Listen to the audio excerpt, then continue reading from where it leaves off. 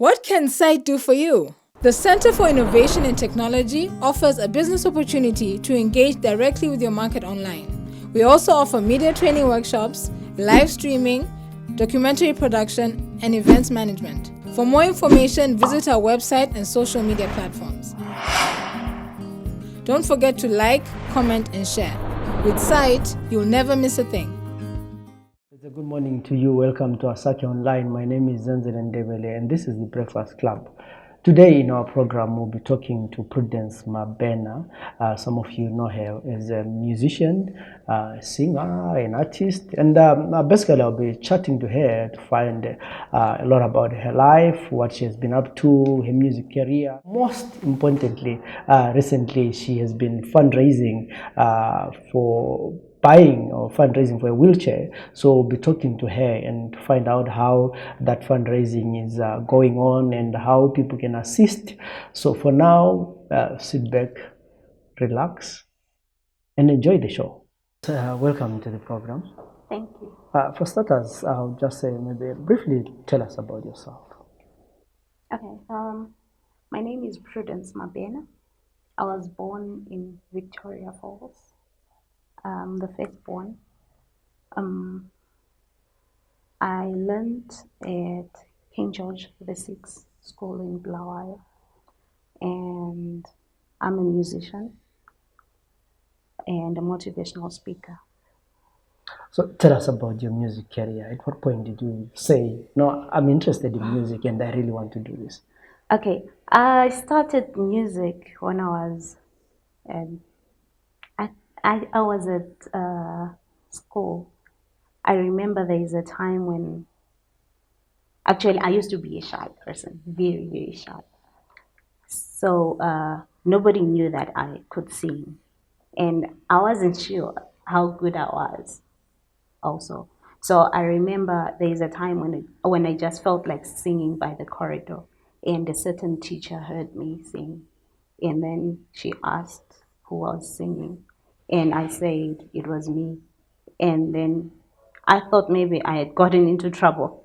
So she said, well, you need to come to my class. And I wasn't sure why she was calling me. But at the end of the day, that actually got me into a school choir, a senior choir, and I was the only junior to lead the senior choir. And so we used to enter competitions, music competitions, and we always got prizes until we managed to enter one Southern African competition, Music Crossroads. We had a band. We ended up creating a band, a music band. It was a marimba band. And we won the prize and traveled to Europe, Sweden, Switzerland, Netherlands, and Belgium through that competition.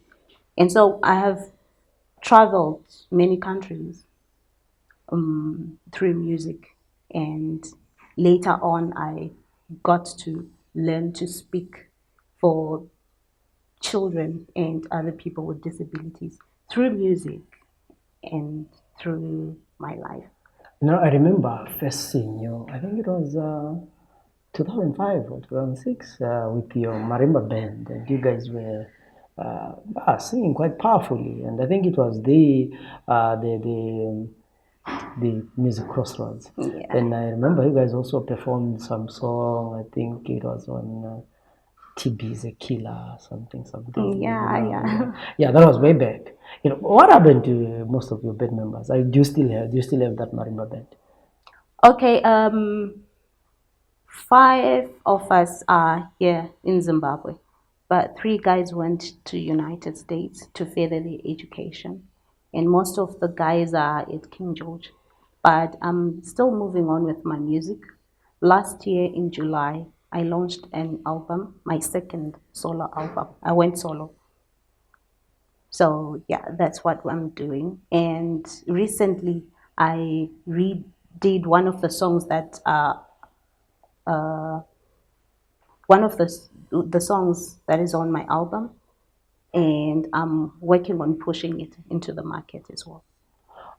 Tell me, I mean, if as a musician and someone with living with disability, how challenging is it, or how easy is it?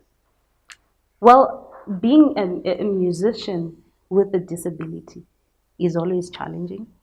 And firstly, being a female musician is always a challenge because when you look at most concerts or most shows, you find that people tend to invite male artists more than female artists. And it's very hard to push yourself into being a part of the performance, usually. And being a person with a disability, it's times two that challenge. Because, for an example, most places are wheelchair inaccessible. They're not accessible at all. You find that they are 2 meter high stages, and for me, I can't get on top of the stage. That's one thing. In order for you to record and make an album, you need to travel from your home to the studio. And for me personally, I need to have an assistant, someone who moves with me. So if I have to get an ET, I have to pay for 2 people, for myself and an assistant. Whereas if, for an example, it's you can travel by yourself without any assistant, which means you are not covered, you don't need to cover, you don't need to use more money. You get it. And then also you get to a studio. Most studios are not accessible. They've got steps. When I get to a studio, I need ramps, you know. So most studios are not accessible as well. And marketing, marketing music. At least now there is social media whereby you just post your music and do that. But taking it from long back, you would find that you would need to go from point A to point B. And for me, as I say, that you definitely need to be moving around with somebody. And, you know, there is a lot of things to do that people need to do as well. You can't have someone being with you every time, 24/7. But with me, that's what I needed to do. Yeah, you mentioned something that people take for advantage, the accessibility. That most of the times when people, have the stages that is high as 2 meters, Yeah. they don't realize that there's someone who's in a wheelchair Exactly. and who cannot, go on stage. Exactly. How do you think such issues can actually be addressed? I personally think that um, we need to talk about it because, especially people with disabilities, we tend to talk about these things during, I mean, let's say for an example, there is a concert, right? And I don't mind about what I'm going to find there until the time is there or the day has come. That's when I start talking about it.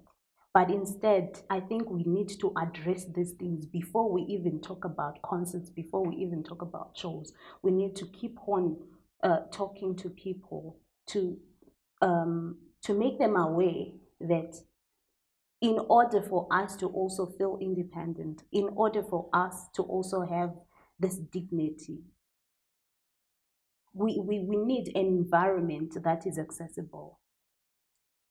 And there is this tendency of people saying, um, I'll say it in my language, "Izigoga ziyahlupha." Yes, we are siyahlupa because you don't make the environment accessible for us. But if the environment was to be accessible everywhere, we wouldn't even bother anybody. Yeah, you're mentioning even if you're looking at Ndebele or in other local languages, you find that language yet is not sensitive to people with disabilities. Exactly. You know, it's like it's like you're saying someone cannot do anything. You know, they're Exactly. just Yeah. there. You know, they are tinawan who's no. It's like a burden to someone. Exactly. You know, and do you True. find Yeah. that when you do your music? I've always found that. I remember there is a time when, the first time when we went out as a band, we got on stage and we realized that actually we're the last people to go on stage. And we realized that everybody just looked aside and they started talking and all that, you know. Others were even asking, what are they going to do? You know, the moment people see someone with a disability, they think of the worst. But whenever we started singing, that's when they realized that, okay, actually they can even do better than other people who were able-bodied.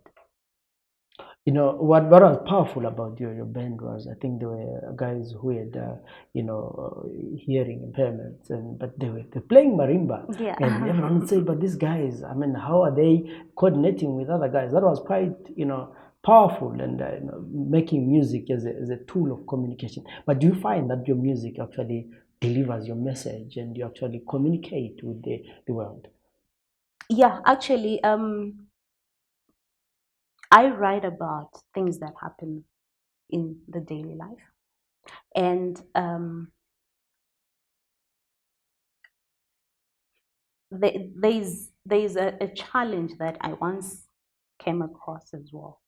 You know, I believe that when you make music, you you you you make something that actually, when you want to send a message, say things that you experience, right? And that message goes straight to the heart. But there is one challenge that I once came across with, whereby someone said, but why is it you sing about disability when you have a disability? But the thing is, they don't understand. People don't understand that that's the other way of communicating. That's the other way of sending out messages to people, letting people know what you feel, how you feel about yourself, and what you want people to know, so that we we get what we need. But tell us about your first album. What is it called, and how was it really? My first album was a gospel album. It was entitled Itembalan. I did that gospel album because I had gone solo, and I felt that I needed God most, and I needed God to guide me into my music career. Although, like what I said, that some people would ask why I sang sad songs, there were people who also said, why did I have to sing gospel? You know, it made people think that I was looking for people to feel pity for me and stuff like that. But that wasn't the reason. The reason was I wanted God, because we all need God. There's a there's a time when you feel like, for real, I need God, and He's the only way out. So I did that album. My second album is entitled Ndinoda Imini. It has two gospel songs and the rest Afrofusion music, whereby I talk about girls, I talk about children, I talk about situations that happen around the world. I talk about love as well. Yeah. Yeah, I mean, you recently launched a GoFundMe campaign. Tell us about that. Okay. Through the uh, through the music tours that I had a privilege to get an electric wheelchair. And for me, getting an electric wheelchair was a change in my life, because I did almost everything with that wheelchair. The wheelchair that I had could recline. it could tilt, and it could elevate. So how did this help me? If you stay for an hour, like the way you're sitting, if you sit for an hour or more, you feel tired, right? And you can even lean back, lean forward, and do whatever. But for me, when I sit in a wheelchair like this, I can't lean forward by myself. I can't maneuver that much on my own. So that wheelchair helped me to take away the pressure from the back and to take away the pressure from the lower bottom. So that's how I was helped by that wheelchair. And elevating, I could even cook by myself because I could elevate the wheelchair to a level of the stove and start cooking. I could elevate the wheelchair to the level of my bed and get off my wheelchair to the bed. There are so many things that I could do with the electric wheelchair that I cannot do with the manual chair. And most of the people that work in town, I think most of them could see me almost every day. I could even go out into town, and even when I had some meetings, I could just get into town by myself. I didn't need an assistant. I didn't need an ET, a bus or a car to take me to town. I could just drive myself anywhere and everywhere. And even socializing with people, socializing with friends, I didn't need people to come over to me. Sometimes I would also push myself and, get to meet other people, friends, and so forth.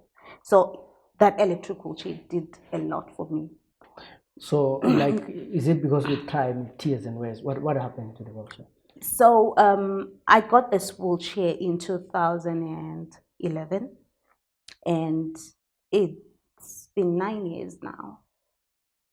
And it just had to switch off. It couldn't go on again. It started by recording some errors, and the wheelchair language, I couldn't understand it, and then it went on to cut. So I started asking and also Googling, trying to find out what the problem was. And there were some tips here and there. I tried it to work on those tips, but nothing worked until it just went off. But it was in a sudden, it was in a short time, whereby I didn't think that it would just literally cut off just like that. So when I started calling, I asked a certain friend in United States to call the company, one of the companies that fix those wheelchairs, and they said the kind of wheelchair that I have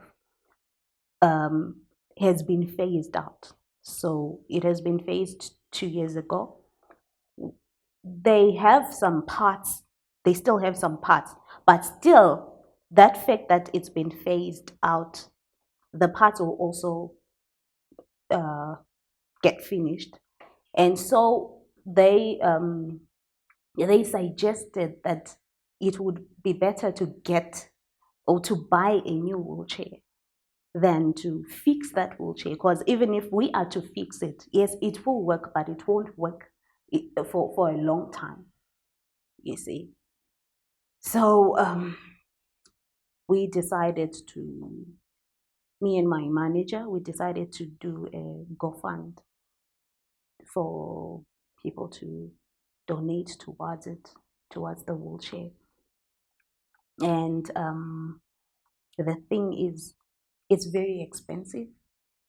The functions that I have just mentioned to you, that it can elevate, tilt, there are other wheelchairs that are, I could say, a bit reasonable, but all electric wheelchairs are very expensive though. So you're talking about how much here? We are talking about 150,000 rands. 150,000 rands. Rands, yes. Okay, which because is in US dollar terms, that's about About 8,000 US dollars. 8,500. Yeah. Yes. 8,500 US dollars. So we have opened the GoFund. It's been a month now, and I have got some funds coming here and there. So how much have you So raised far, so we've made 25,000 rands, and so looking at it, Still in a have, month, we still have 125,000. 125,000 rands. Yeah. For me, these days, it's waking up in the morning, sitting on this wheelchair, but this wheelchair is so uncomfortable. It's very hard, and the fact that it doesn't tilt or recline, it just gives me pressure. So it's just me waking up, either sitting on this wheelchair or on the couch.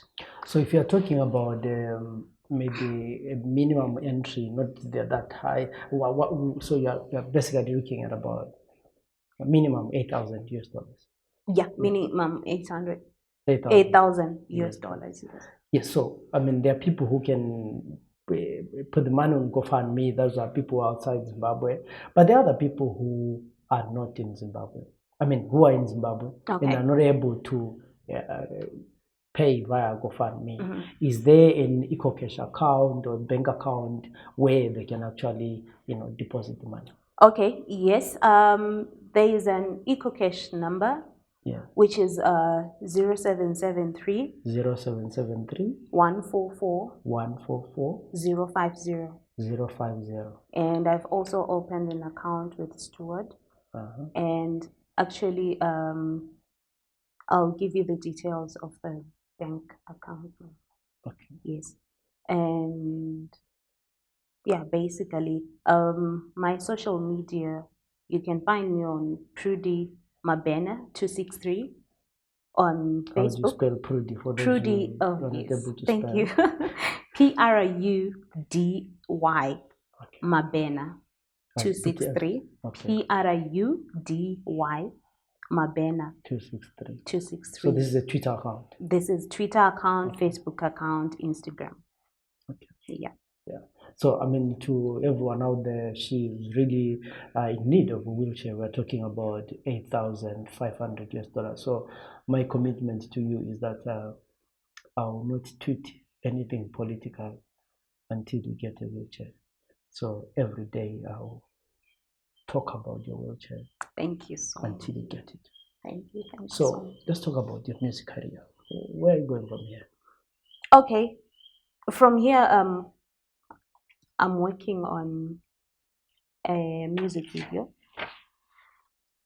I need to work on a music video. The thing is, I've been just pulled back by the electrical chair issue, but so that limits your movement. Yes, that definitely limits my movement, because, like I said, that traveling around, I need someone to help me to move up and down here and there. And with the situation right now, you can't have someone being with you 24/7, asking someone to do this, do that for you. So with the electrical chair, I could do almost everything for myself. I had no problem with that. So it's a dream, which I think it's coming true. I'm working on a music video on a song called Muvunzo. It's a Shona song. Yeah, and I've realized that I have sung for so many years with no music video. So many people ask, I'm sure so many people ask who this Prudence is, because there are two Prudences, or probably three Prudences in Zimbabwe. So you might find that people know about me, but they don't know me. So I think I definitely need to make a video.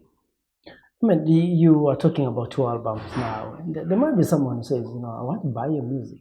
Can they find your music online?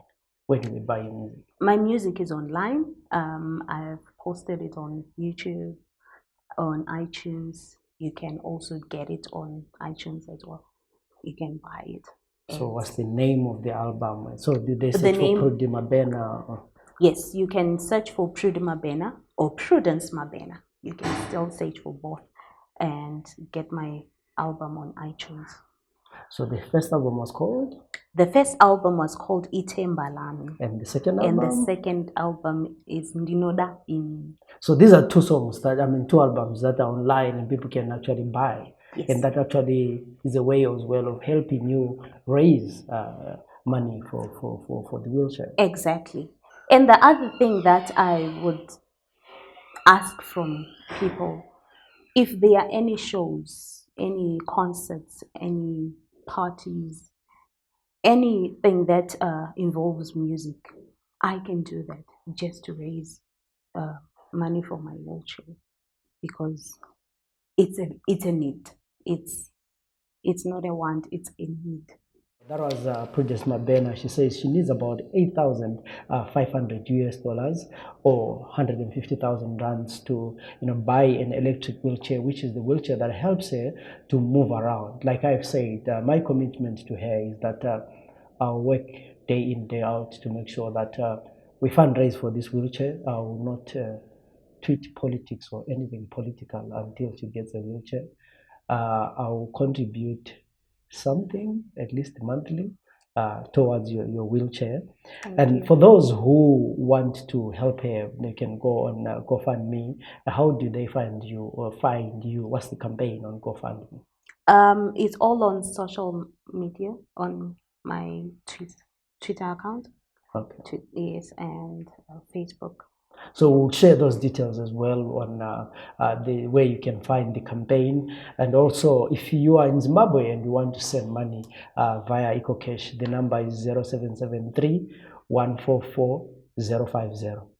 Okay, and the bank details that are showing on your screen right now. So you can, any amount that you have will go a long way to make sure this Prudence manages to get back to her normal life of moving alone, doing other things that she's able to do. Like she said, the wheelchair that she's using now is very uncomfortable. She cannot spend a lot of time on the wheelchair. So that means it also affects her productivity. So, because that means that after a few hours, she needs to move, or she needs to then, and all those kind of things, and she complicates her life. I know we can do it.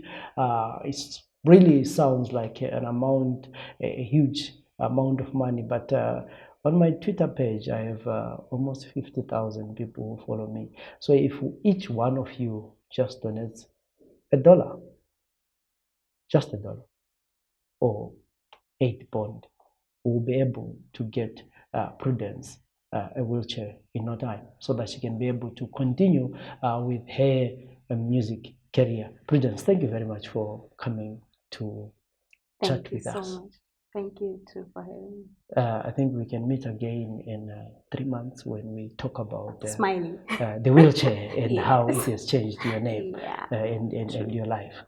My name is Zenzele Ndebele. This has been the Breakfast Club, where I was talking to Prudence Mabhena. Like I said, she's appealing for 8,500. Actually, how much have you raised now? We have raised 25,000 rands, Which is almost which is 1,000. 1,372. So she's already has raised about $1,000. So we are looking at about 7,000 that needs to be raised so that she can be able to. But it will be a little bit more, because we are talking about transport. We are talking about, you never know, there might be duty for the wheelchair as well. But so whatever we can do to actually help her, but not only donating towards her wheelchair, but you can also buy her music, which is on iTunes. So just search for Prudence Mabhena and you can get her music. Like I said, my name is Zenzele Ndebele. Till we meet again tomorrow. Have a good day.